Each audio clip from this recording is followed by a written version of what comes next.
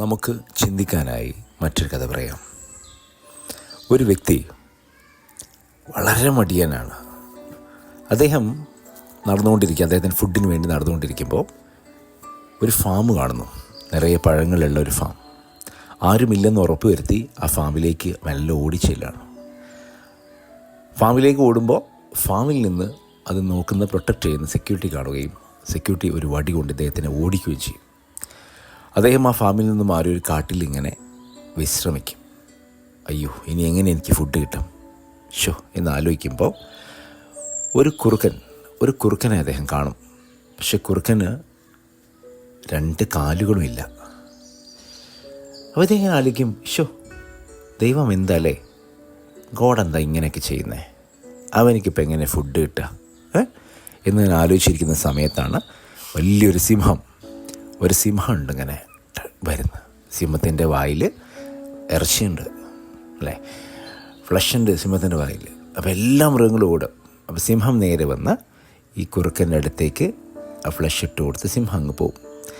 അപ്പോൾ ഇദ്ദേഹം മനസ്സിലാവും, yes, God has A plan. എല്ലാവർക്കും വേണ്ടിയിട്ട് ദൈവത്തിനൊരു പ്ലാൻ ഉണ്ട് എന്ന് ഇദ്ദേഹം മനസ്സിലാവും. അങ്ങനെ അദ്ദേഹം ചെയ്യുന്നത് പിന്നീട് കാത്തിരിക്കുകയാണ്. നെക്സ്റ്റ് അപ്പുറത്ത് പോയിരുന്ന് അങ്ങനെ കാത്തിരിക്കുക. എനിക്കും ദൈവത്തിൻ്റെ അടുത്ത് എന്തെങ്കിലുമൊക്കെ ഒരു പ്ലാൻ ഉണ്ടാവുന്നതാണ് കാത്തിരിക്കും. ഏകദേശം ഒരു ദിവസം പരിപൂർണമായും കാത്തിരിക്കും. അപ്പോൾ അത് മുഴുവനാകുമ്പോൾ അദ്ദേഹത്തിന് വളരെയധികം ദാഹവും വിശപ്പും സങ്കടവും, എന്താണ് ദൈവം ഇങ്ങനെയൊക്കെ ചെയ്യുന്നത്, ഗോഡിന് എന്താ ഇങ്ങനെ എൻ്റെ കാര്യത്തിൽ മാത്രം തീരെ പരിഗണന ഇല്ലാത്തതെന്നൊക്കെ ചിന്തിച്ച് അദ്ദേഹം അവിടെ നിന്ന് എണീറ്റിങ്ങനെ നടന്നുകൊണ്ടിരിക്കുന്ന സമയത്ത് ഒരു സേജിനെ കാണും, അല്ലേ, ഒരു നല്ല തോട്ട്സൊക്കെ ഉള്ള ഒരു സേജിനെ കാണും. അപ്പോൾ അദ്ദേഹത്തിനോട് ഇയാൾ നടന്ന സംഭവങ്ങൾ മുഴുവൻ പറയും. എന്നിട്ട് പറയും, എനിക്ക് മാത്രം എന്താ ഒരു പരിഗണന ലഭിക്കാത്തത് ദൈവത്തിൻ്റെ അടുത്ത്. അപ്പം സേജ് എന്താ ചെയ്യുക വെച്ച് കഴിഞ്ഞാൽ അദ്ദേഹത്തിൻ്റെ കയ്യിൽ നിന്ന് വെള്ളവും ഫുഡൊക്കെ കൊടുക്കും. എന്നിട്ട് അദ്ദേഹം പറഞ്ഞു കൊടുക്കും, നോക്കൂ, നിങ്ങൾക്ക് പടച്ചവൻ 2 ചോയ്സ് നിങ്ങളുടെ മുമ്പിൽ കാണിച്ചു തന്നിട്ടുണ്ട്, അല്ലേ.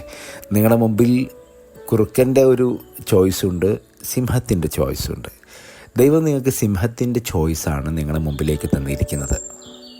പക്ഷെ നിങ്ങൾ മനസ്സിലാക്കിയത് ഒരു കുറുക്കൻ്റെ ചോയ്സാണ് എനിക്ക് വേണ്ടത് എന്നുള്ളതാണ്. സോ നമ്മുടെ ജീവിതം എന്ന് പറയുമ്പോൾ മറ്റുള്ള ഒരുപാട് ആളുകൾക്ക് ഉപകാരപ്രദമാവാൻ വേണ്ടിയിട്ടാണ് നമുക്ക് കണ്ണും മൂക്കും ചെവിയും നടക്കാനുള്ള കപ്പാസിറ്റികളും ബാക്കി എന്തെല്ലാം അനുഗ്രഹങ്ങൾ ദൈവം നമുക്ക് നൽകിയിട്ടുണ്ടോ അതെല്ലാം നമ്മൾ മറ്റുള്ള ഒരുപാട് ആളുകളെ ഹെൽപ്പ് ചെയ്യാൻ കൂടി വേണ്ടിയിട്ടാണ്.